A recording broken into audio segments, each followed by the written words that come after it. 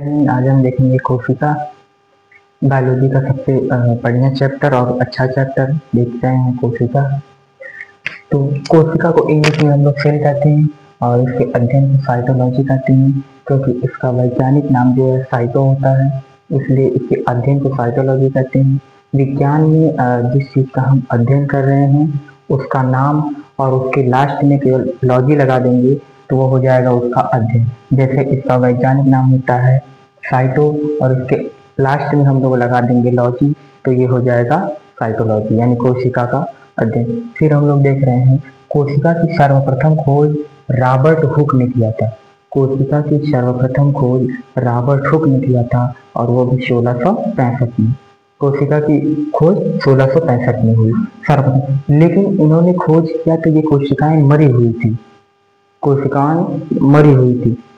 तब आए एक वैज्ञानिक जो है एंटोनी वॉन लीवेनहॉक। एक वैज्ञानिक आए एंटोनी वॉन लीवेनहॉक, इन्होंने जो है जीवित कोशिकाओं की खोज की। तो पूछेगा एग्जाम में जीवित कोशिकाओं की खोज किसने की, तो एंटोनी वॉन लीवेनहॉक ने। जीवित कोशिका की खोज एंटोनी वॉन लीवेनहॉक ने किया था।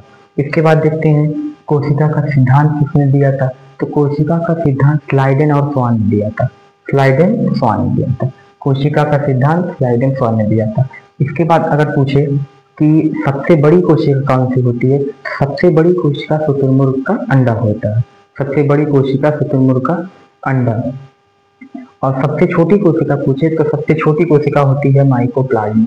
सबसे छोटी कोशिका माइकोप्लाज्म। लेकिन अगर पूछे कि मनुष्य में सबसे छोटी कोशिका या मनुष्य में सबसे बड़ी कोशिका, तो मनुष्य में देखेंगे तो सबसे बड़ी कोशिका हो जाएगी मनुष्य का अंडाणु, एक मादा का अंडाणु, वह मनुष्य की सबसे बड़ी कोशिका होती है। और वहीं अगर देखा जाए कि सबसे छोटी कोशिका, तो सबसे छोटी कोशिका होती है उसी पुरुष का शुक्राणु, अर्थात मानव का शुक्राणु।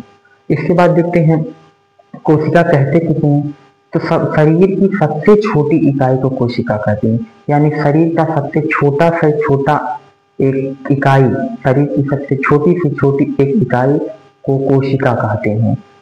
अनेकों कोशिकाएं मिलकर हमारे शरीर का निर्माण करती हैं। कैसे देखते हैं, जैसे एक ईंट होता है, ढेर सारी ईंट हम इकट्ठा करते हैं, एक दीवार बनाते हैं। दीवार बनाने के बाद कई दीवार को इकट्ठा करेंगे तो एक कमरा बनाते हैं। कई कमरा, 3-4 कमरा अगर आपस में जोड़ देंगे तो एक घर बनाते हैं।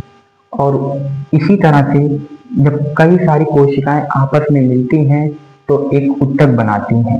ऊतक, ऊतक के अध्ययन को हिस्टोलॉजी कहते हैं, इसको इंग्लिश में टिश्यू कहते हैं।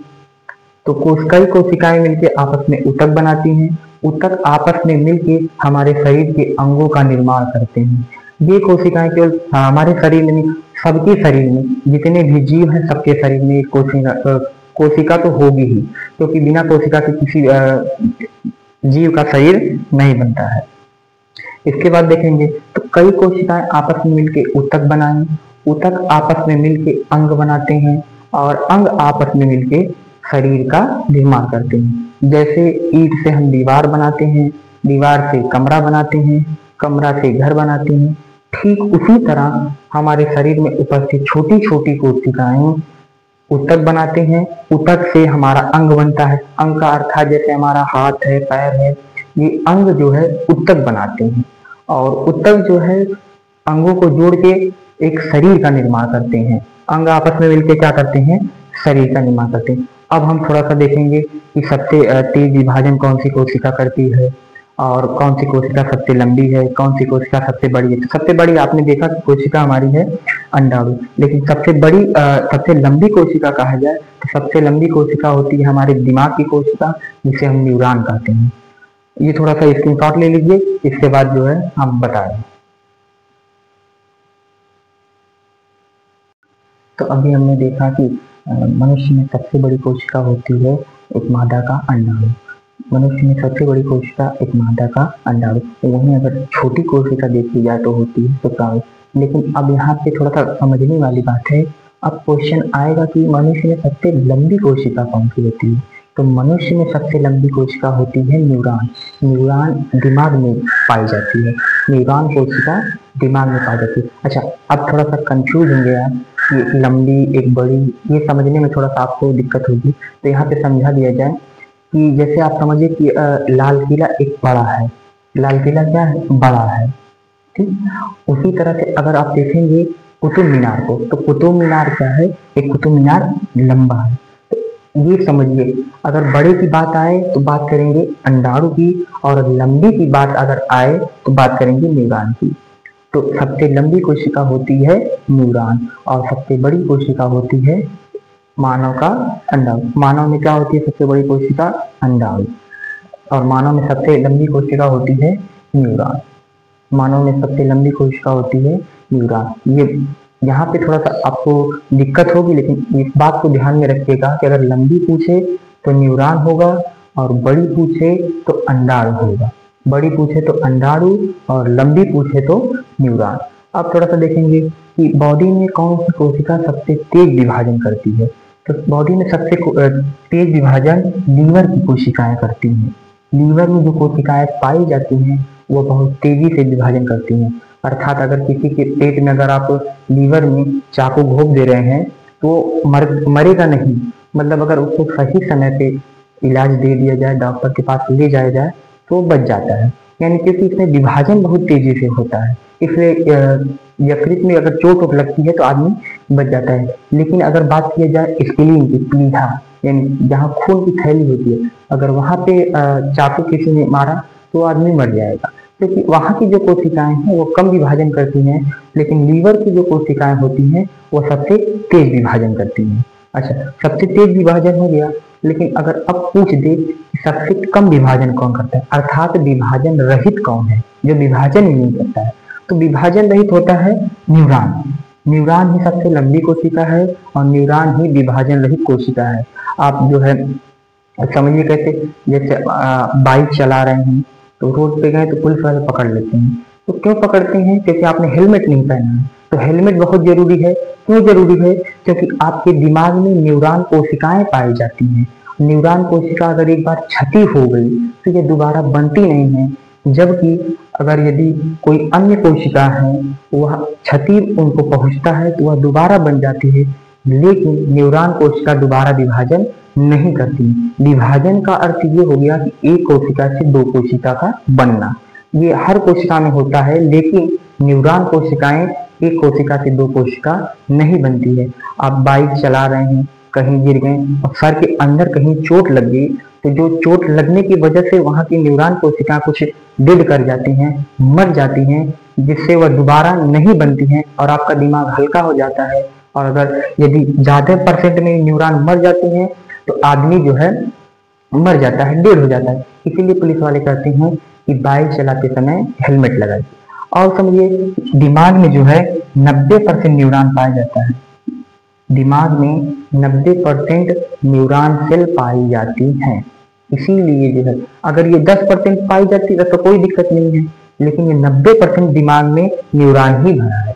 इसलिए हमको जो है बाइक चलाते समय हेलमेट पहनना बहुत जरूरी है। आप इसका एक स्क्रीनशॉट ले सकते हैं।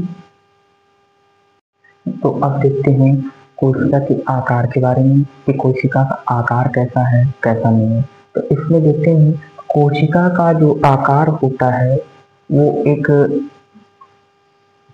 सिलेंडर की तरह होता है। अब कोशिका आकार देखेंगे तो सिलेंडर की तरह, या फिर कुछ कोशिकाएं गोल होती हैं, तमाम तरह के आकार होते हैं। लेकिन इसमें देखेंगे कि कोशिका का जो सबसे बाहरी आवरण होता है, कोशिका का सबसे बाहरी आवरण, सबसे बाहर तो होगा कोशिका भित्ति। भित्ति मतलब होता है, समझ लीजिए, दीवार, एक तरह की दीवार, एक तरह की क्या हो जाएगी, दीवार। लेकिन कोशिका झिल्ली हमको देखना, पहले देखते हैं कोशिका झिल्ली क्या होती है। तो कोशिका झिल्ली ये पादप तथा जंतु दोनों की कोशिकाओं में, अर्थात पौधे हो या जंतु हो, दोनों की कोशिकाओं में कोशिका झिल्ली पाई जाती है। पादप हो या जंतु हो, यानी पादप कोशिका या जंतु कोशिका, सबकी कोशिकाओं में कोशिका झिल्ली पाई जाएंगी। इसके बाद देखते हैं कोशिका झिल्ली बनी किसकी होती है। तो कोशिका झिल्ली प्रोटीन की बनी होती है। कोशिका झिल्ली प्रोटीन की बनी होती है। कोशिका झिल्ली प्रोटीन की। अब देखते हैं कि कोशिका के जितने भी अंग हैं, यानी इसके अंदर जितने भी अंग होंगे, माइटोकॉन्ड्रिया हो गया, लाइसोसोम, गाल्जी बॉडी, वैक्यूल्स, राइबोसोम, सारे के सारे अंग इसके इसी झिल्ली में रहते हैं, इसी झिल्ली में रहते हैं, कोशिका झिल्ली होती है। इसके बाद देखते हैं ये कोशिका भित्ति। अच्छा, ये तो हो गया अंदर वाली प्लास्टिक झिल्ली, मतलब होता है समझ लीजिए प्लास्टिक, ठीक है, एक प्लास्टिक होता है। इस प्लास्टिक को हम कहते हैं कोशिका झिल्ली या प्लाज्मा झिल्ली, इंग्लिश में कहते हैं प्लाज्मा मेम्ब्रेन। इंग्लिश में क्या कहते हैं? प्लाज्मा मेम्ब्रेन कहते हैं, इंग्लिश में इसे प्लाज्मा मेम्ब्रेन। अच्छा, क्या कहते हैं? Plasma membrane. झिल्ली क्या हो गई? Plasma membrane. अब झिल्ली के ऊपर जो है एक संरचना होती है जो इसे सुरक्षा प्रदान करती है। कोशिका को क्या देगी? सुरक्षा। कोशिका झिल्ली को सुरक्षा कौन देता है? तो कोशिका भित्ति। भित्ति का मतलब होता है एक दीवार। भित्ति का मतलब एक दीवार। जैसे समझ लीजिए कि आप अपनी सुरक्षा के लिए चारों तरफ से दीवार बनाए हैं। अपनी सुरक्षा के लिए क्या किया? चारों तरफ से दीवार, ताकि हवा आए तो आपको कोई तकलीफ ना हो, या बारिश हो तो ऊपर छत लगाए कोई आपको तकलीफ ना हो। यही काम करता है केवल कोशिका भित्ति की। कोशिका को किसी भी प्रकार से कोई तकलीफ ना हो उसको सुरक्षा देता है कौन? कोशिका भित्ति। कोशिका का सबसे बाहरी आवरण ही कोशिका भित्ति होता है। अच्छा, ये किसका बना होता है? तो कोशिका भित्ति जो है सेलुलोज का बना होता है और केवल यह पादप कोशिकाओं में पाया जाता है। जी हाँ, कोशिका भित्ति केवल और केवल पादप कोशिकाओं में ही पाई जाती है। कोशिका भित्ति सेलुलोज की बनी होती है। यह क्या करता है कि कोशिका को सुरक्षा देता है, आकार प्रदान करता है। कोशिका को क्या करेगा? सुरक्षा देगा और आकार प्रदान करेगा। इसके बाद देखते हैं, अच्छा ऐसे अगर नहीं समझ में आया हो तो ऐसे समझ लीजिए कि जैसे आप लोग बाजार गए, मान लीजिए बाजार से हम लोग ले लिए आलू है, धनिया है, लहसुन। अब दुकानदार क्या करेगा? इन सारी चीजों को एक प्लास्टिक में बांध देगा, ठीक है। क्या करेगा? एक प्लास्टिक में बांध देगा। अब वो प्लास्टिक जो है आपकी प्लाज्मा झिल्ली कहलाएगी। वो प्लास्टिक क्या कहलाएगी? झिल्ली। अच्छा, आप बाजार गए हैं सब्जी लाने, एक तो घर से मम्मी झोला दे दी होंगी कि झोला में बबुआ भर के लाना, तो अब वो झोला जो है, अच्छा दुकान वाले ने प्लास्टिक दे दिया, एक प्लास्टिक सब्जी भर के। अब उस प्लास्टिक भरी सब्जी को ये तो अपने झोला में रख लेंगे। तो झोला क्या करेगा? कोशिका भित्ति का कार्य करता है। आपको पता है कि थैली में से वो आलू या सब्जी जो भी आप लिए गिरेगा नहीं, लेकिन फिर भी अपने को संतुष्ट करने के लिए आप उस थैली को झोले में डाल देते हैं। तो ठीक यही कार्य है। प्लाज्मा झिल्ली को कोई मानता नहीं है कि मतलब ये सुरक्षा कर पाएगा, इसलिए इसकी सुरक्षा के लिए लगा दिया गया है कोशिका भित्ति को। कोशिका भित्ति केवल और केवल कोशिका को सुरक्षा देती है और यह सेलुलोज की बनी होती है और ओनली मतलब केवल एकदम सिर्फ पादप कोशिका में ही पाई जाती है। अब इसका एक स्क्रीनशॉट ले लें, तब तक हम आगे बढ़ते हैं, फिर आगे पार्ट को देखते हैं।